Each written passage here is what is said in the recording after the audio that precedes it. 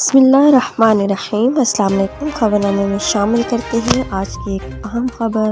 افغانستان میں شدید برفباری کے باعث پہاڑی علاقوں میں اب تک 124 افراد جاں بحق ہو گئے۔ تفصیلات کے مطابق افغانستان میں درجہ حرارت منفی ہونے کے بعد شدید برفباری کے نتیجے میں 124 افراد جاں بحق ہو گئے ہیں۔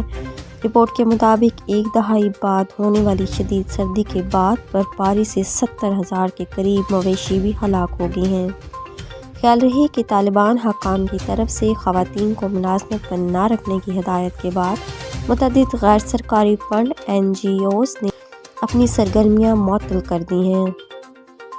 ملک کے محکمہ ڈیزاسٹر مینجمنٹ قائم مقام وزیر ملا محمد عباس اختر نے کہا ہے کہ برفباری کی وجہ سے افغانستان کے متعدد علاقوں سے رابطے منقطع ہو گئے ہیں، جہاں لوگوں کو نکالنے کے لیے فوجی ہیلی کاپٹر بھیجے گئے ہیں، مگر کافی پہاڑی علاقوں میں وہ ہیلی کاپٹر نیچے نہیں اتر سکتے۔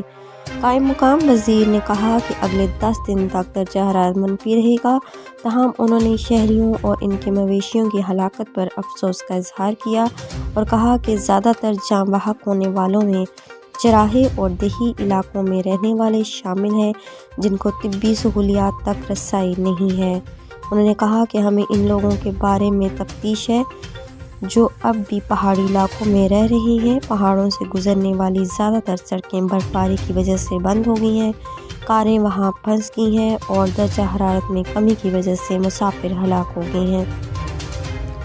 افغانستان میں عمومی طور پر سردیاں زیادہ ہوتی ہیں، لیکن اس بار موسم سرما دہائی بعد انتہائی شدت سے آئی ہے۔ ایسی صورتحال میں NGOs اور فنڈنگ اداروں نے بھی اپنی سرگرمیاں معطل کی ہوئی ہیں، کیونکہ گزشتہ ماہ طالبان نے انہیں خواتین کو ملازمت پر رکھنے سے منع کیا تھا۔